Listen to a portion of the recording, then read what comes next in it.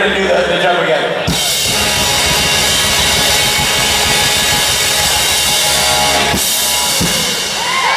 I went this side. We ripped imaginary Matt in half. That's funny. Thank you. Thanks, guys.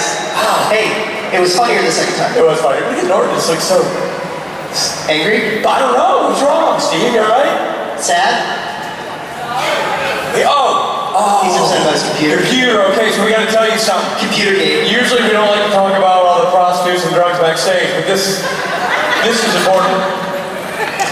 Mike Warren's a prostitute. No, that's not true. Damn it. Richard, Norton was working on his computer, his laptop. Yeah. And next to it there was a tall glass of coffee. Coffee.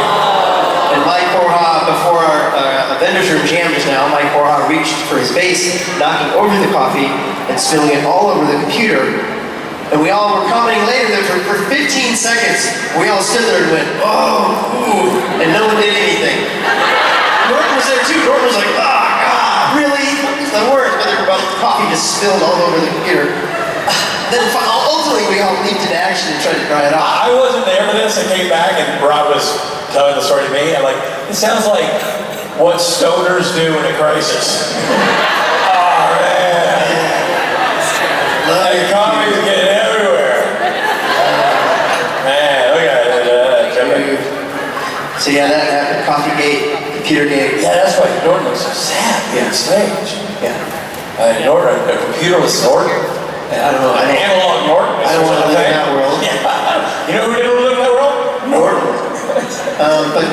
So that happened. Oh, and also normally this is a three-way panel with Matt Cohen here, but he is unable to join us because he's shooting a movie. It's today? Yeah. Matt Cohen's birthday. It is, right? Wait a minute. Shooting. Yeah, shooting a movie. So here we do. We should Rob pick this up, bro. Yeah. Film a little song. I think so. For Matt. That we will then send. Well, let's keep for ourselves. We won't send it to Matt. But maybe he's near us. We'll let him watch it on our phone. Should we go? How about we go? You say it's your birthday, and the audience who goes na na na na na, and then you back to me and I go, it's my birthday too, yeah. A week ago. Good. And then start Happy Birthday. You ready? And then start the song. And then start Happy Birthday. So do that whole bit, and then you got to sing all of Happy Birthday. Ready? You say it's your. Take two, Brad. 2 takes. No, take 2. Come on. You say it's your birthday. It's my birthday too, yeah. A week ago. Matt, it's Rob. Hey, Matt, it's Rob. It's Rich, and it's fans. And It's our panel, Matt, and we miss you, and it's your birthday. There's your memorial chair. You get your memorial jump.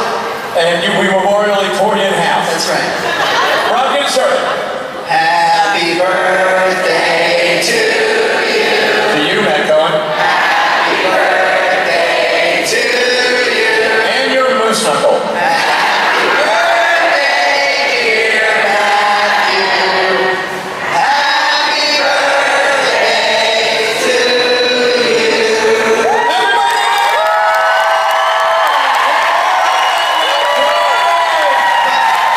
My question is for sure.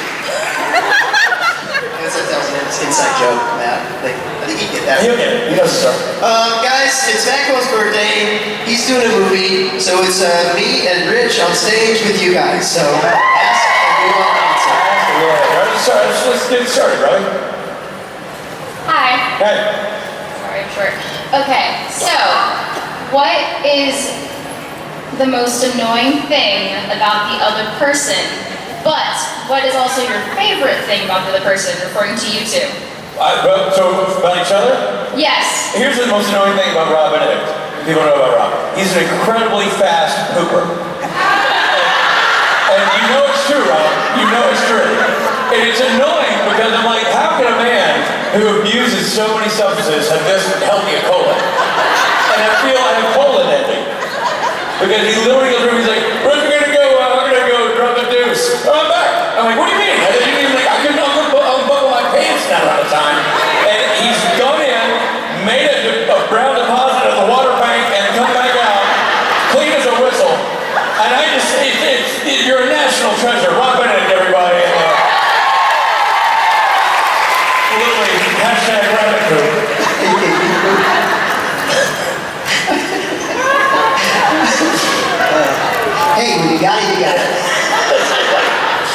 Own that. Yeah. What's your favorite thing about me? Rob is one of the funniest people I've ever, well, as a friend, funny.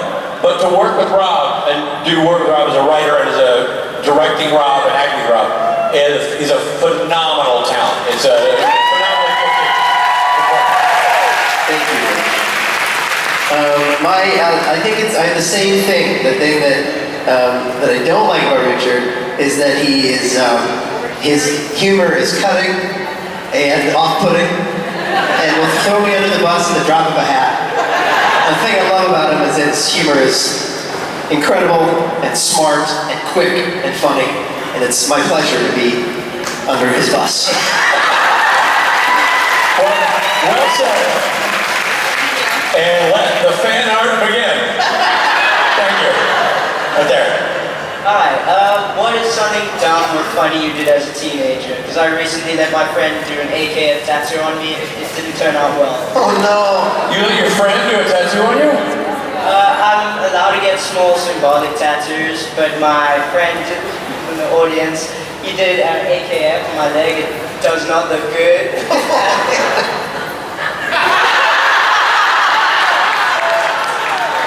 Right up here, Junior. What's your name? Say it again. Luke? I'm Rich, that's Rob. Come here. Right here, buddy. Face that way. We're gonna need everything to get the... Oh, the F just doesn't That's look what like you're gonna that. see. Always keep calling? Well, yeah, you could easily get that fixed. AK, it's C, but then it's got a line, it's sort of like AK, comma, C. Oh no, you don't want to emulate Jared's writing. It's like always keep, comma. It's always keep Chuck. There you go. Look, it's not great, but it's not terrible and it's fixable. Yeah, it's good. Rob, dumb things you did as a youth. No, you said You're good. See here. let's see. Dumb things. Lots of dumb things. I let my friends put me in a dryer. That's a terrible idea. Well, the sad part is I fit. I did. Yeah, I did. I let them. And they turned it on again. Did they really? Yeah. They're not nice people. Oh, that's fair. Are you sure these were friends? One was you. No, they did. But they turned it off right away. Yeah. Oh, well. It's like they lit me on fire. What are they bastards? Yeah, that's just better. I'm trying to think of what, I mean, Lord knows I've done a litany of dumb things. I'm trying to think of something in my teenage years that was really stupid.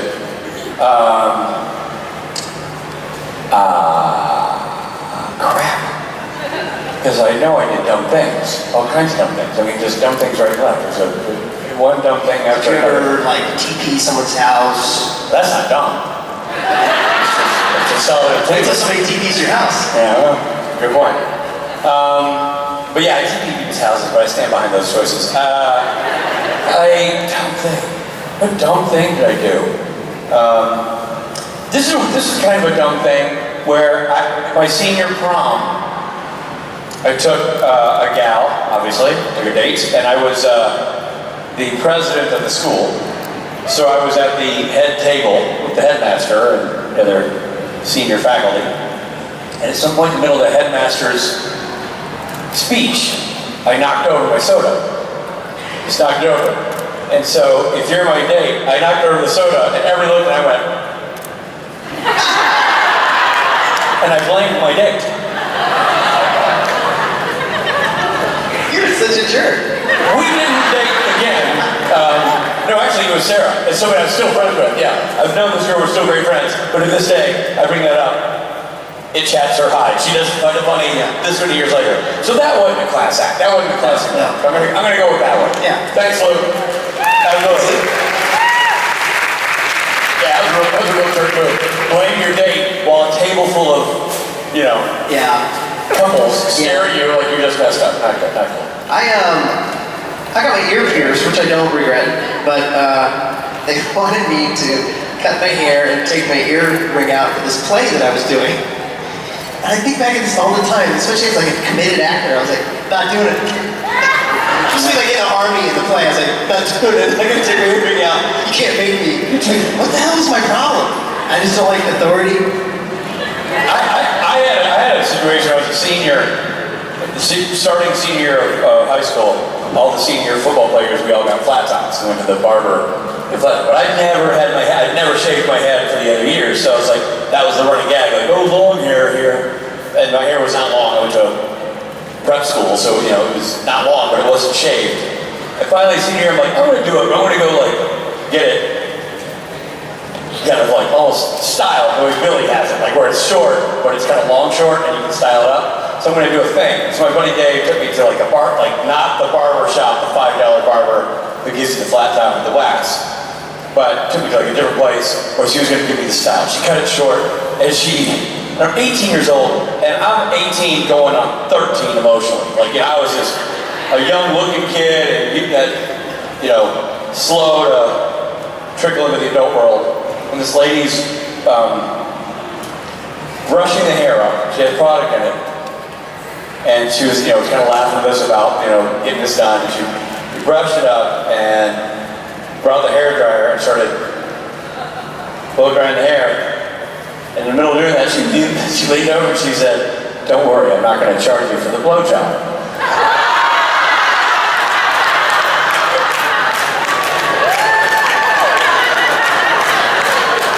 Listening. Well, she had my attention because other than my physician, that was a no-go zone, So I was like, ah! I didn't know what was going on, and I realized what she means she's hair blow drying my hair, and I guess there's a that, but that's not what I really thought. So I literally like had an awkward moment and like panicked, and when Dave and I got out of there, and I immediately made him drive me to the other barbershop and shave it all off. No. Yeah, so I ended up with the flat. Why? I don't know, man. The whole sexual connotation of my hair. I figured my parents would see my hair and no. I don't know. Like it just threw me off. She didn't do anything. No, she just did her job. She cut your hair. Cut my hair. Here's a blow dryer to dry it. I know. But hey, listen. She's not guilt-free. That's not a lot of. That's She knows what she's doing. Poor choice of words. But I love that you were like, "You're not my doctor." Is it one of the no? Anyway, Hi. So my question's for both of you. If you could be any superhero or supervillain, who would you be? Aquaman. Only Aquaman. Just because I think it'd be cool to be able to breathe underwater. Because I love scuba diving. And I think it'd be cool to just be able to be underwater. I have a funny side story. On the way here, Jason Momoa was sitting in front of me on the airplane. Oh, wow. Yeah. He's a very tall, strapping fella. And, I felt I've never felt more safe on a plane. And You know what I mean? If it goes down, or if it gets hijacked or whatever, like, yeah, fucking Aquaman. my mind immediately went to, what's he doing on Southwest? Like, what's... Or the back row. I honestly thought, is there another con in town? Anyway, Aquaman was on my plane, different class, but he was in the first class, and I was that first row behind. Let me tell you something. I don't know if I'd be all that stoked if Aquaman was on my plane, because the plane starts going down, he's not gonna panic. He's like, I go right in the water and just crawl out. You? Not so much. I could be like, save me, Aquaman. If you say it like that, he's gonna keep walking. He's not gonna. You mean swimming? Yeah. I think I'd be, it's hard to say. I think I'd be Superman. Because I really would like to fly and be stronger than anybody else. And just still be an all-around good fella. I remember Mad Magazine years ago, did one of their little panel cartoons was things you don't normally see superheroes doing.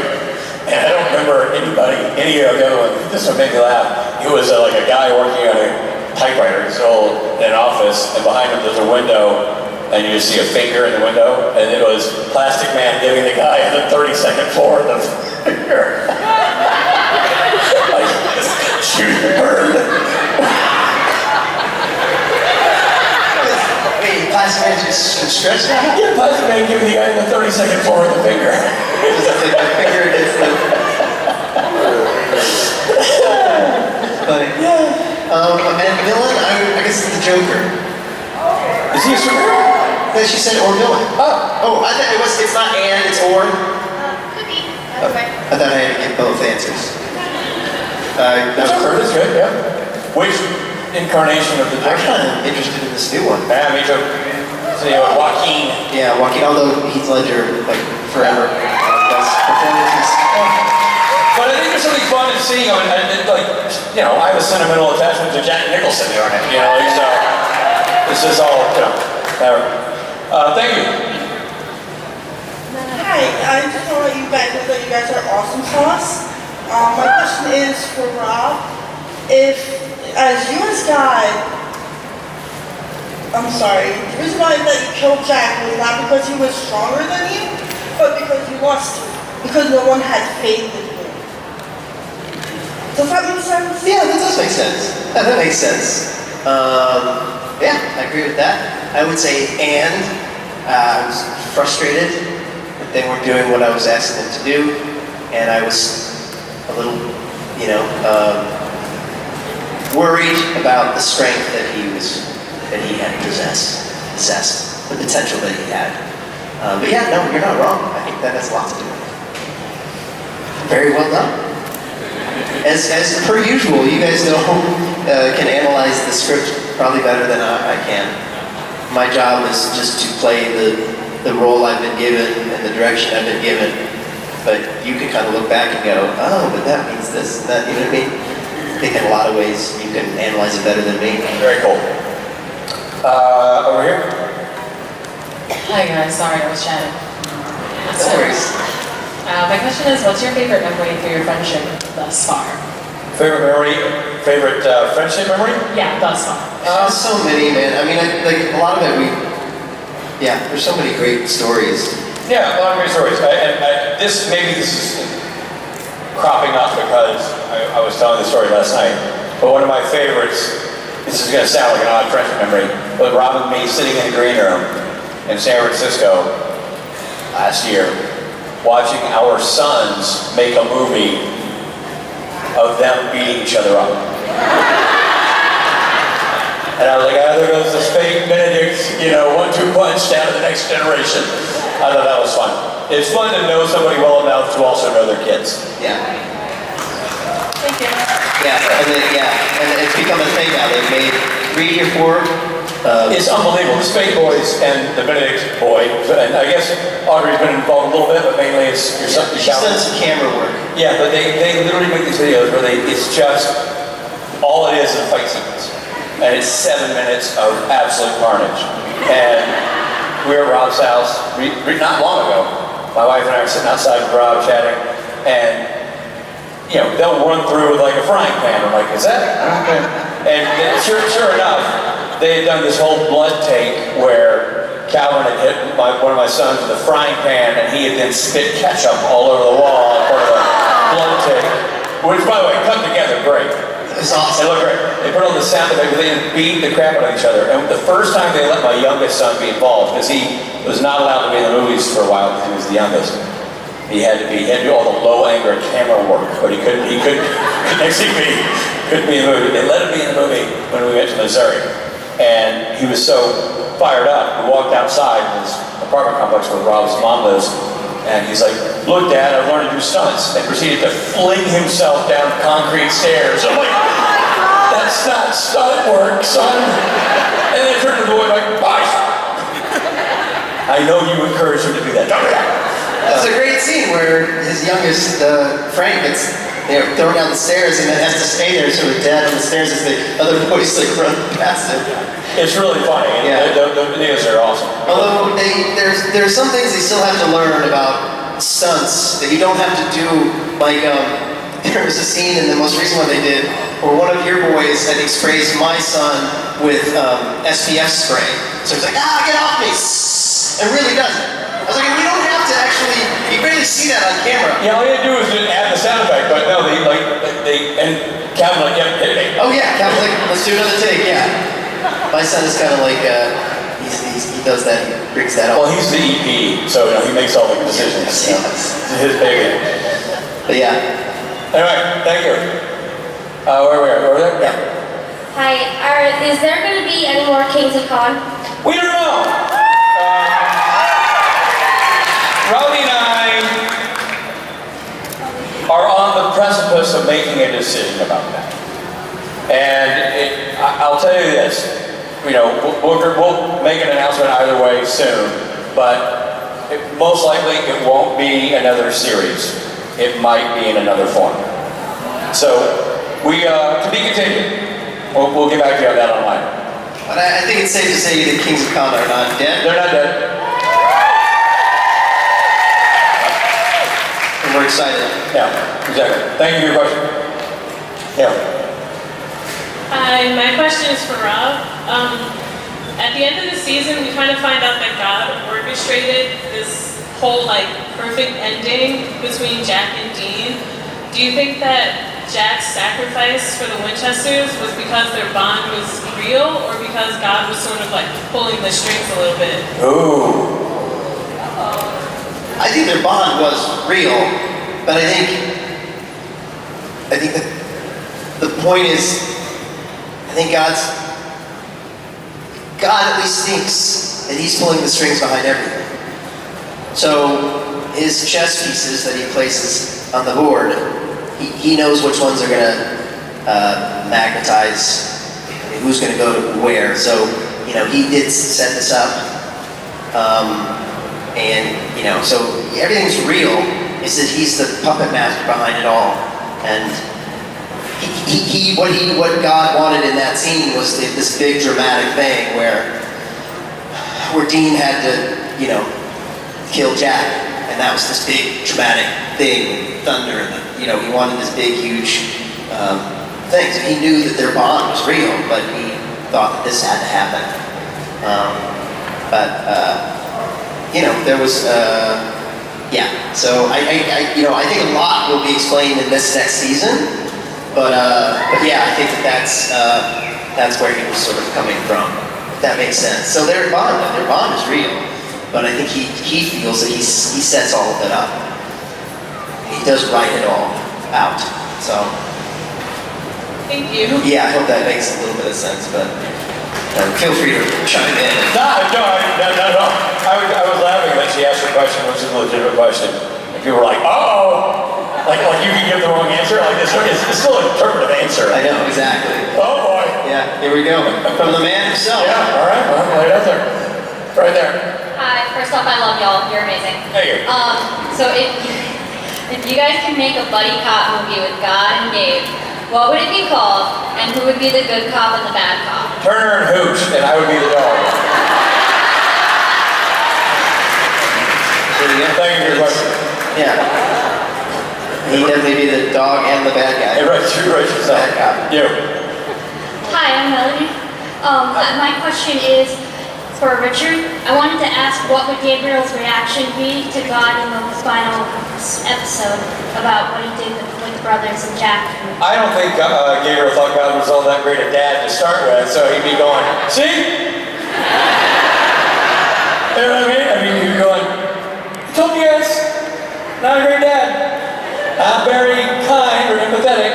So obviously it would be, if he were really involved, it would be very challenging for Gabriel, because obviously that's his father, but he's also been on the side of humanity. But I do think he would take some sort of solace in getting other people to realize what he's always said about his own dad. Thank you. Thank you. Have you ever seen Succession on HBO? No, that's a big conversation about that show. It's a really, really good, well-written show, well-acted show. But the family on that show is not unlike God and his boys. Oh, really? Yeah. That's awesome. Everybody, especially this weekend, fans and friends alike have been talking about that show. I need to start. You, right there.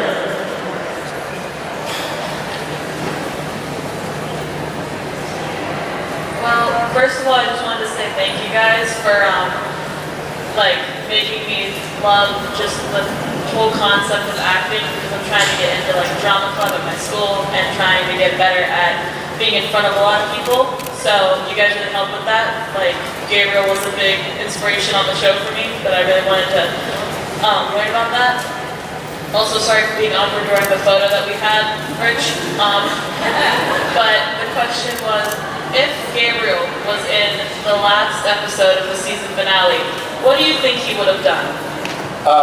Coming up, series finale or season finale? Season finale. I think he would have brought more strippers. See? To light the mood. I just don't think there were enough strippers. My son. You know what I mean? Too much this, not enough drinky, strippy. You know what I mean? Thank you for your question. There. Hi. Impression of one of the cast members? Sure, yeah. Yeah. If you could choose whichever cast member you want. What was the last name? Choose any cast member you want. Oh, We got an invitation to a lot of them. yeah. Well, I think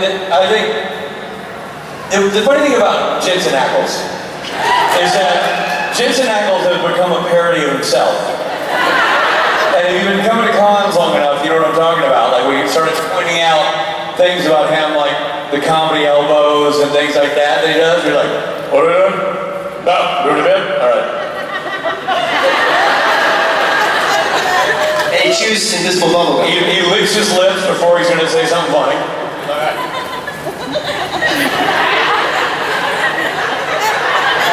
This is one of the safer bits.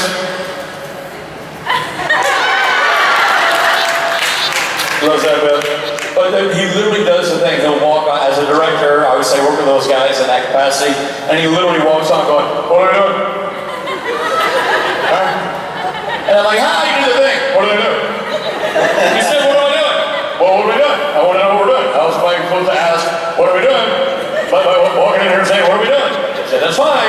But if you ever hear Mick Jagger at a restaurant complaining about the service and he says, I just can't get no satisfaction, it's funny because he's saying the thing that we know that he says out of context of the joke, bringing it back to the joke. So you go walking in and going, what are we doing? What are we? You're doing the thing. It's been funny being working with him and like, Rob and I come out and before the last question was cemented as part of the panel, Rob and I make comedy decisions in a vacuum. We don't tell people. So suddenly Norton's playing that song. We're running around. It's just like, what are we doing? Is it time to run around like idiots? Yeah. And he literally was like, what are we doing? What? Oh, we're doing a bit? All right. Even still, we've been doing last question for a long time, and whenever we come out on stage, he goes, watch it tomorrow. It's just, his eyes, without asking, are saying, what are you doing? and then he'll go, then he'll go, Yeah. Oh, we're doing a bit. Even when he walks over to you to talk into the song, he's like, this last question? We're wrapping it up? That's what we're doing? Okay. And then he starts singing. yeah. He does a really good Jensen Ackles imitation. He does, yeah. Right up until the song. So that's why Jensen Ackles. Robert? I was just trying to think, Jared is, besides of course like the hair, you know, you can always just do the hair line. Right. The hair's getting in his way. But there's something like pretty intense about, and fast talking about Jared is, oh, okay, what's your name? What's your name? Claudia. Claudia, it's fine, guys. Yeah, it's fine, Claudia, thanks so much. This is the last question. Thanks so much. What's it? He's like, say hello to the supernatural audience. Say hello to Claudia. So, say hello to Claudia. I never really thought about that, but you're right. He does do that. And that's got to be really intimidating. I know. You've been watching him on TV, and now you have this, big bird-sized human coming at you all elbows, going, hey! It's so Welcome to the supernatural world! I like hugs. Yeah. Yeah, and he's very. Oh! When he comes and gives me a hug, I'm always like, We're now inside the ears of the person. yeah. Look over the Jensen. What are we doing?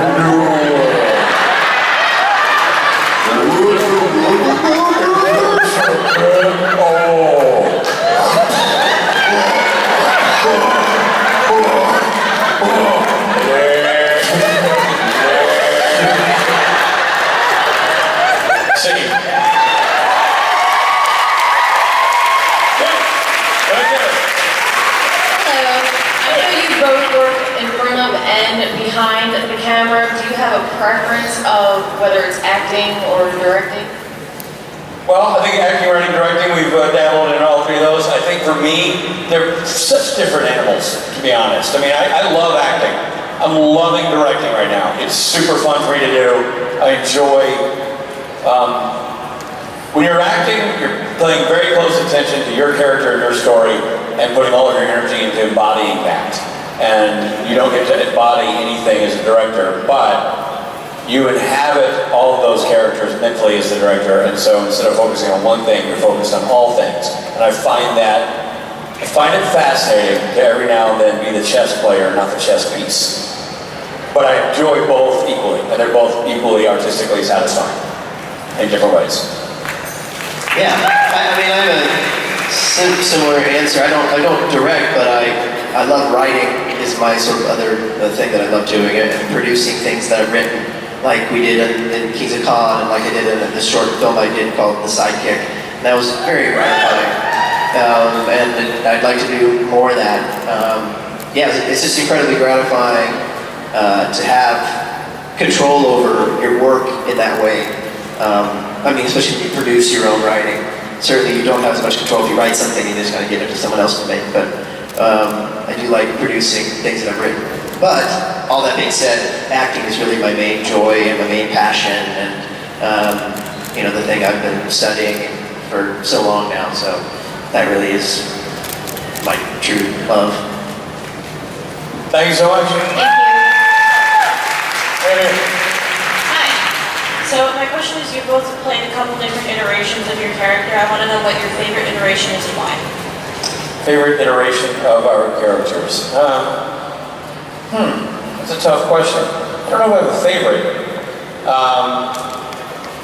One thing I really enjoyed, I don't think that this is not a favorite thing, but I'm glad that I was able to play, I'm glad the writers, Meredith and producers decided to bring actual Loki into the show.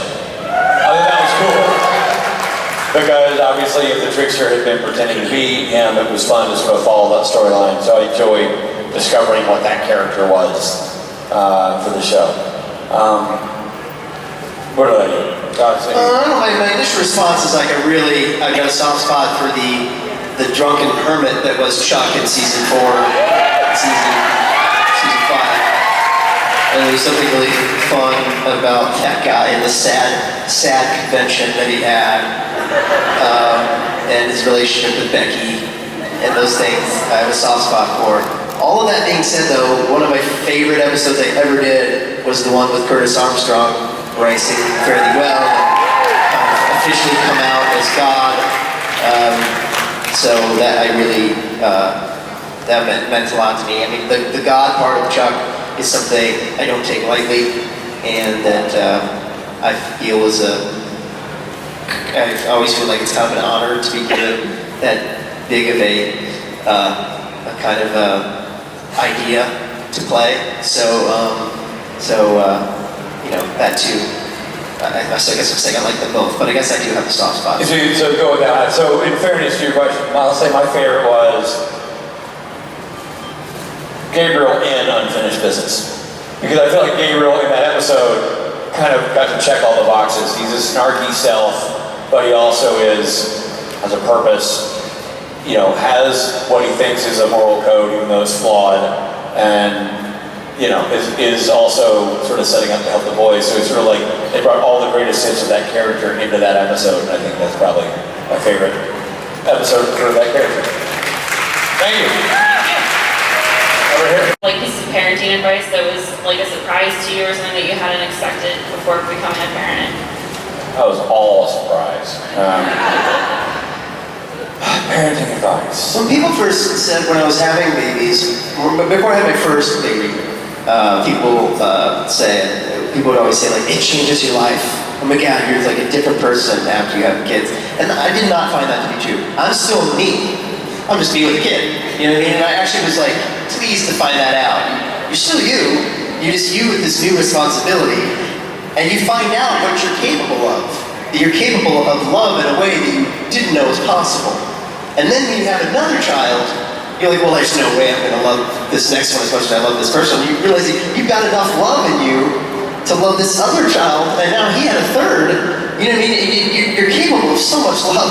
I mean, that's something really cool, I think, to find out about yourself. The moments that annoy people when you're telling stories like I'll say children's stories don't translate well. Because you'll think your kid is the funniest thing or sweetest thing ever, and you try to tell somebody that story and literally put them to sleep. However, I'm going to tell one now. This story has become slightly famous in our social group. So, That's great, sir. when you're teaching your kid to use a toilet, it's a dramatic process because they're used to just going in their trousers. So you gotta inject these steps into it, like going to a toilet and sitting down. And so what you do is you're very encouraging. Anytime your son or daughter does it correctly and gets on the little bitty potty and goes in their can, you're like, good job, buddy, good job. You make a big display of it because you want positive reinforcement of doing this thing. So we're doing that with my first son. And at one point, also, children never leave you alone. Never, never, never, never leave you alone. When they can walk, they can follow. They will follow you everywhere. It does not matter what you're doing. It does not matter what you're doing. So I was dropping the kids off at the pool, as they say, myself, and at a normal speed, not hyperspace. This never happened to me. I know, kids don't think we poop. They just see a door swing open and close. And I'm in there, doing my thing, and Steve, my oldest, walks in, just a toddler, and he goes, Dad, I go poo-poo? And I go, yeah, buddy, I'll poo-poo. And he goes, good job, Daddy!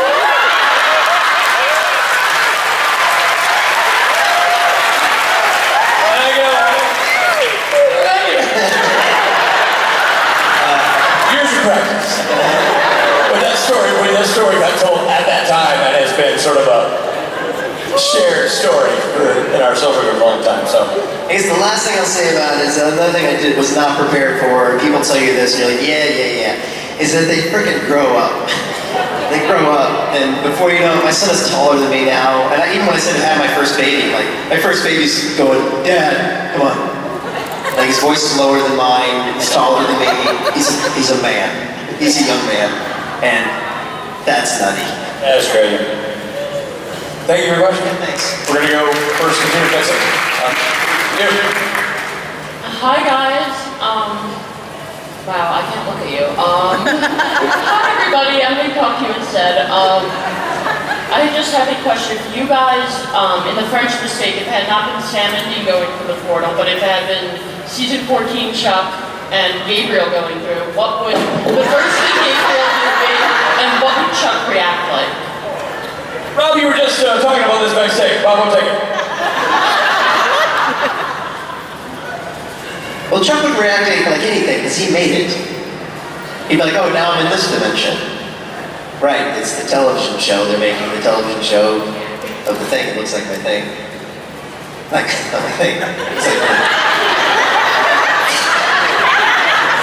so I don't think Chuck would be that blown away by it. He's very aware of the different dimensions. In one of the dimensions, it's all squirrels, right? Yeah. So, to him, this is just another Tuesday. But Gabriel, Rich was telling me earlier that Gabriel would definitely have a different reaction. Rich? Turner and Hooch, and I'd be the dog. Thank you for your question. You. Hi. This is a question for Rich, actually, but I just want to say that I love you both, and you guys are hilarious. You are the best duo besides Jensen and Jared. Aren't we the only duo besides Jensen? I guess. Well, there's also Kim and Brianna. Yeah. They're pretty great, though. So we got bronze. Yeah, we got bronze. That's all right. I'll take bronze. Take third. So, We're on the podium. my question is for Rich. If you could go back to the Changing Channels verse, and if you could drop off Sam and Dean in any TV verse, where would you put them in? Judge Judy.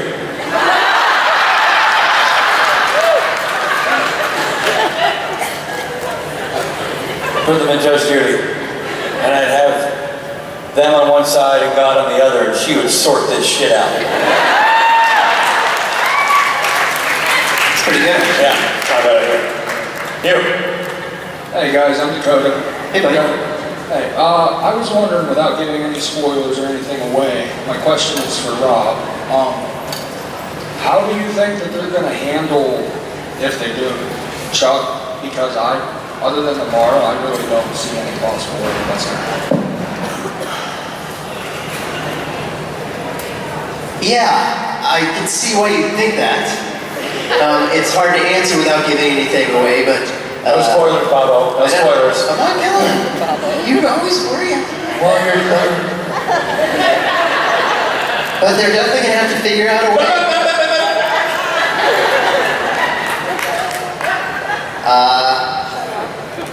I'll say this. We'll figure it out. We'll find out this season.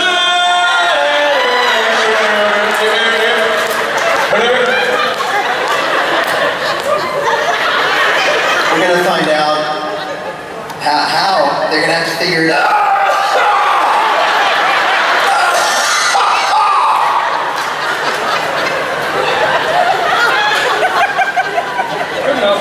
Amaro would be a good place to start. I agree with you. Let's ask Emily. I haven't said anything. I don't know.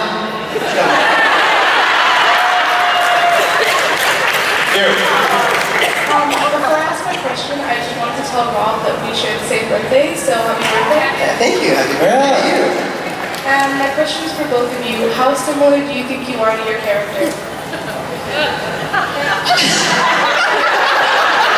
Well, Rob definitely has a God complex, and I'm addicted to porn, so we're exactly the same as our characters. It's spot on. Thank you very much. I made people call me God backstage.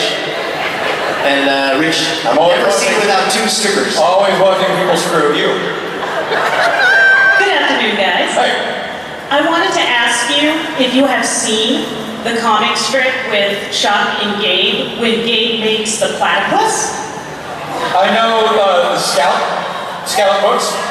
You know, God Gabe stuff. It's like a 3-panel comic strip when Chuck is busy making things and young Gabriel comes up and says, I want to make something too. So Chuck just gives him, he calls it a box of spare parts. Hours later, Chuck is looking for young Gabe, and he's like, where are you, my son? And Gabe says, Dad, look what I made. And it's a platypus. And Chuck goes, what is that? And Gabe's like, can we keep it? So Chuck's like, no, yeah, just put it in Australia with the rest of the things. That really happened? I do. I gotta be honest. That's the first time I've ever heard a dramatic reading of a comic strip. And I was just wondering, what do you think of it personally, and what would your characters think if that actually happened? Love it, and love it. Rob? I love the Scout. I think it's the Scout's the one. Scout's supposed to what you talking to God Gabe. Pretty sure. It might be one of hers. Yeah. It's not a God and Gabe. Oh. It's not one of those. It's literally like a Tumblr post that 3 different people drew additions to it. Oh, interesting. Well, anyway, I mean, yeah, Rob likes it, and God approves. God approves. All right, thank you. Thank you so much. You. My question's for the both of you. What are your Harry Potter Hogwarts houses? Because I'm a Ravenclaw, and I gotta say, you guys are my inspiration, and I love you both. Awesome. Thank you. I am a Huff and Puff. And Rob's a blow your house down. It's versus Hufflepuff. It's a great, valiant effort. Huff and stuff. And I'm an H&R puppet stuff. And Rob's a dragon claw. You didn't like a Huff and Puff and you're a blow your house down? Same, I'm a Hufflepuff. What are the other ones? There's Hufflepuff, Ravenclaw. Slytherin? Gryffindor. And Wickedor. Gryffindor. Not Wickerdor. This door is made of wicker. Anybody can break through this door. This was a mistake. You should use wizard-like powers to make this door from wood and then change the group name to Wooden Door. Yes. Wickerdor. Wickerdor. Welcome to Wickerdor. Wickerdor. I didn't hear you come in. I know the door makes no noise. You. Hi. I was wondering if God, like the season 11 iteration where he's not a jerk and he's kind of funny, if he interacted with like Gabriel, what would like his reaction to like all the stuff Gabriel has been doing this whole time be? Like, what would that interaction be like? Same as it is. What is it? Remind me real quick. God, season 11. What was the episode there? That's when Amara was Oh, right. wreaking havoc and got him back. And by the way, still got a sense of humor. Still a likable, funny guy. I'm just having a moment. We all have temper tantrums, right? Some days you're like, damn it! And I'm going, me, damn it! That being said, But when you say me, damn it, it's damned. You literally damned it. So you be careful. Words. You better be careful. But no spoilers. Yeah, I mean, I think, look, they've always had a contentious relationship. If we take us back to season 11, I still got you locked up and your mouth sewn shut. Yeah. Which I like to call the good years.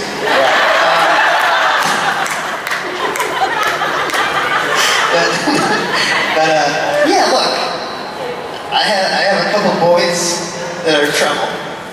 You get it. You're fond of 3 boys. I have yet to sew their mouths shut. Yeah. 2 schools of thought. Much bigger stage we're playing on. So yeah, but look, I love Gabriel, like I love all my children. But he's a naughty boy, and sometimes he needs to go to his room. For 3 trillion years. Fair. So that's all. But I'm happy that he made his way back out. No spoilers, but No spoilers. Season 13. Season 13. I can't talk about Anyway, I don't know. Hi, this question's for Rob.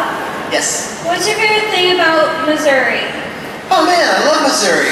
Where are my Missouri peeps? Yeah. I'm going to let you answer this, but I'm going to tell you again. No spoilers. No spoilers. I grew up in Columbia, Missouri. It's a university town where University of Missouri is, and it was a great place to grow up. And one of my favorite things about Missouri, not a lot of people know, is we have like the most caves.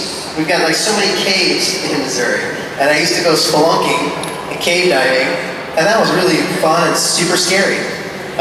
So that's a little known fact. And I like that we have Kansas City and St. Louis. Those are beautiful cities. And good barbecue in your state. Good, yeah, Kansas City barbecue, jazz, lots of stuff. Yeah, it's just a beautiful state. And Lake of the Ozarks. Are you from there? Yeah. Where are you from? St. Louis. Hey! The Arch. Let's not forget the Arch. Arch. Great monument. Big Cardinals fan. Yeah. Huge St. Louis Cardinals fan. And yeah, so I'd say caves and He's in cards. And cards. Caves and cards. But yeah, it was an awesome place to grow up. Really have fond memories of growing up there. Thank you much. Thank you. Go Mizzou. So my question's for Rob. My friend and I have been arguing about this for a while, but since we all know that Chuck is orchestrating everything from behind the scenes in the season 14 finale, did Chuck already know that Sam was going to shoot him? Good question. I guess, and I'm with you here, we're just trying to figure it out, right? Yes. Yes, you have to think that he... Is that a spoiler? Only if you haven't seen 14. Sorry, I don't know. I think you have to think, right? That he does. He knows everything before it happens. He seemed a little surprised to me. I mean, if you're a good shot, it's a bit alarming when it actually happens. You know what I'm saying? If I'm like, shoot me, Rich, go ahead, shoot me in the shoulder, shoot me. Oh my God, you shot me! See? By the way, Rob Benedict acting, everybody, right there. Thank you, everybody. You. Hi, I'm Caitlin. I love you both. Thank you. My question's for Rob. I first saw you in Waiting. And I wanted to know what your experience was filming that. It was awesome. It was like a big party. It was, as people, we were doing what those characters were doing. Like, well, not all of it, but we were having like a great time. We were in New Orleans. We were there for about a month, and it was such a fun group of people. And we all hung out together. We all liked each other a lot, and we would just go out and stay up all night long, and then have to get up and go to work the next day. We were kids, and it was super fun. It was just like super fun. Ryan was great, and Justin Long was a super cool dude. And Anna Faris, and we just had a great time in New Orleans. A great cast, man. Yeah, it was a really super cast, and yeah, I miss it. We should do a reunion. That'd be fun. Yeah. Thank you so much. There was a Waiting 2. Oh, you're right. Rob was in Waiting 2. Rob was in Waiting 2, and he made out with Danielle Ackles. That's right. Before she was Ackles. And then Rob wrote a scene in NJcon and handpicked Mandy Cohen, Matt's wife, to make out with her. And then he called me. He said, "You think your wife would do a short film?" And I said, "Back the fuck off, man." That's what I said. All true. True stories. Oh, Lips Benedict over here.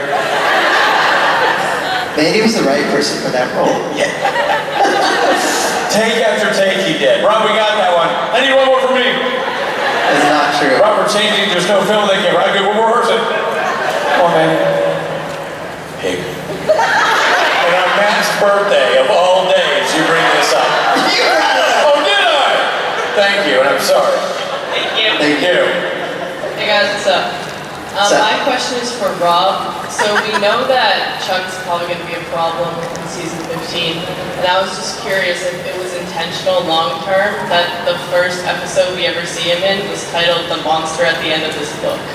I'm going to go ahead and say this right now for you. Okay? No spoilers. I do think that that's pretty cool. That's like that kind of ties in. Whether or not that was planned, I really don't know. In the same way, like I'm not sure, and I should ask him at some point if Kripke had it in mind when I was introduced that I was going to eventually be God. I know that at the end of season 5, he knew that I was God because he told me, but I don't know earlier. But yeah. I didn't say anything. Nothing was said. I'm talking about season 4 and 5. I don't know.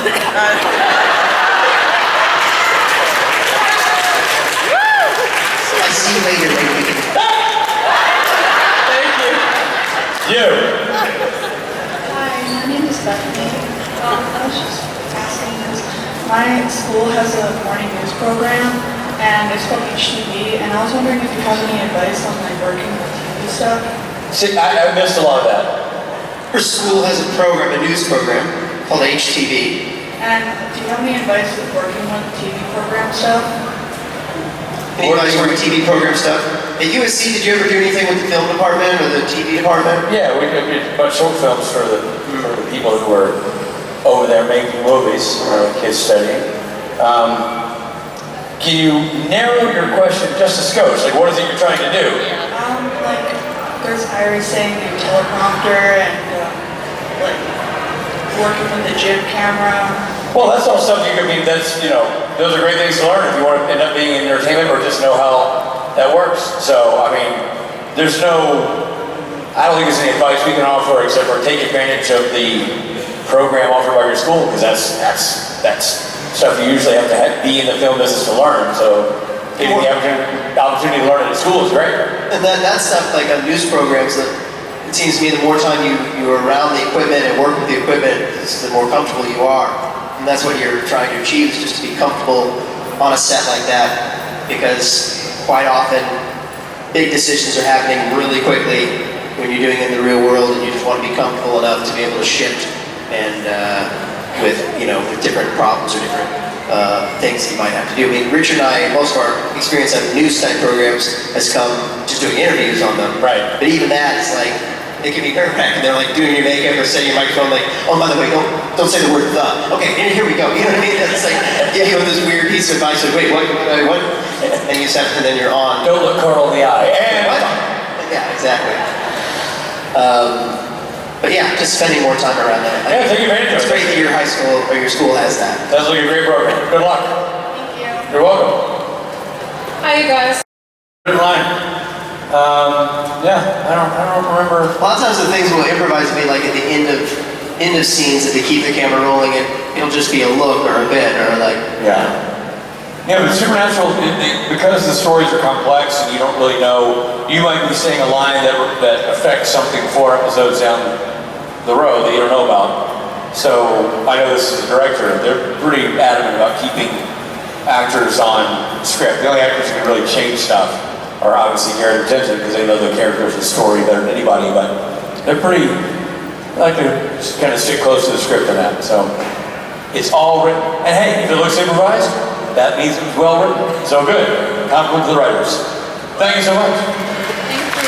Ladies and gentlemen, that's Rob Benedict.